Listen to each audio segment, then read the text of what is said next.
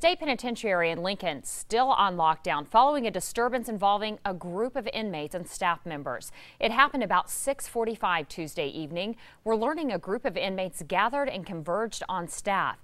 And that's when a warning shot was fired from the tower. Also during this time, groups of inmates throughout the facility became defiant to staff directives and verbally aggressive. The good news is here, nobody was injured, but disturbances like this seem to be trending at Nebraska State correctional facilities, and we wanted to find out why. Jessica Gill caught up with one local expert to help make sense of it all. Jessica? Yeah, that expert, Mallory, is from UNO, Dr. Benjamin Steiner. And as many have said all along, he blames a lot of the problems that we're currently seeing in state prisons on overcrowding. Ever since the riot broke out at the Tecumseh State Correctional Institution back in May of last year, it seems a domino effect has taken place throughout the state.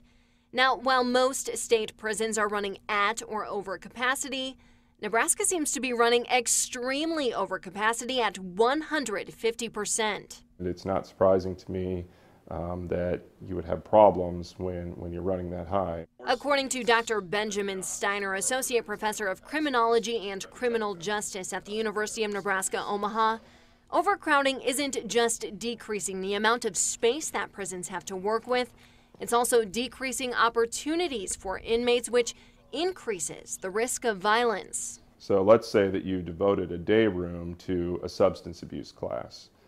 Well, you have to have a place for people to sleep.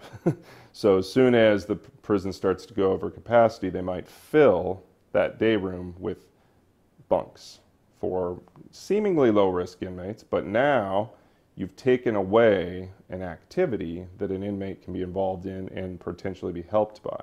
Building more jails with more beds would be a short-term solution, he says, but prison population is determined by three specific concepts. Who's coming in the door, how many people are coming to prison, how long they're staying, and then who's coming back. Dr. Steiner says you would need to curb one or all of these things to see a true decrease in that population. It's something that is necessary, he says, for safety both inside and outside prison walls.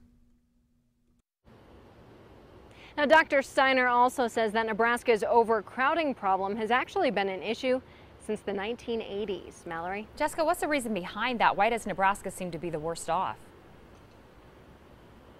I wondered the same thing, Mallory, and turns out one of the reasons is that back in the 90s, several states in the union actually got money from the federal government to build more prisons, but Nebraska never did. So essentially, our state's capacity wasn't increased at the same rate as other states. All right, thank you, Jessica Gill, reporting live tonight.